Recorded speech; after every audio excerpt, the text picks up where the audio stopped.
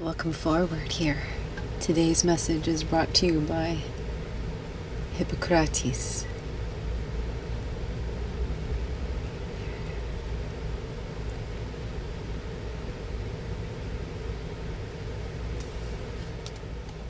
Today's book is The Eternal Poles of Claude Bragdon.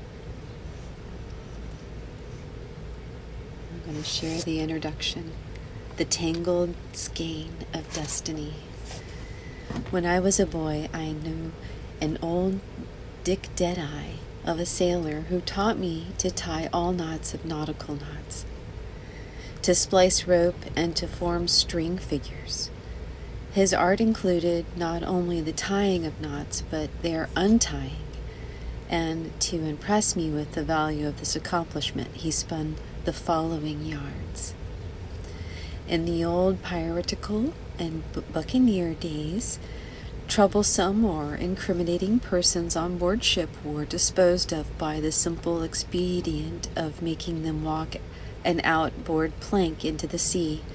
This injustice was, however, sometimes tempered by a rough kind of mercy, which took the form of placing the condemned man on a dowry within rowing distance of shore, with food and drink sufficient to last for a few days, the boat being held by two anchors attached to opposite ends of a long, strong rope, with the middle woven about to the thwart in some intricate manner, forming a knot.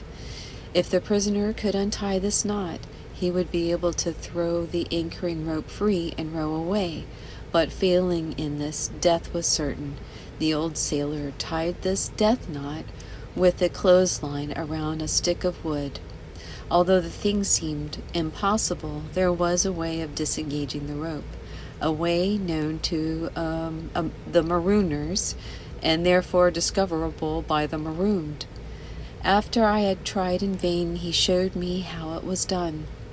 This story was probably just a bit of a saltwater taffy administered to whet my appetite for learning, but what a symbol of our human predicament, for we are anchored on this shoal of time in the fragile cockle shell of a body, provisioned with strength and intelligence to last us for a term, but faced with the prospect of engulfment in the cosmic ocean.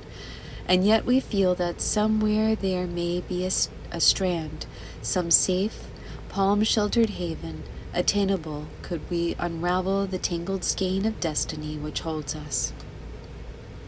Some pluck desperately at the knot while frenzied fingers, some wept, some curse, some pray, but the greater number snatched at any transitory pleasure and make no effort to escape. I am haunted by the conviction that there have been those who have untied this death knot. I even fancy that I have heard their voices counseling courage, wafting to my inner ear with some island of the blessed. Through the liberating gestures still eludes me, I believe that it is simple, just as the untying of the old sailor's knot was simple when one knew the way.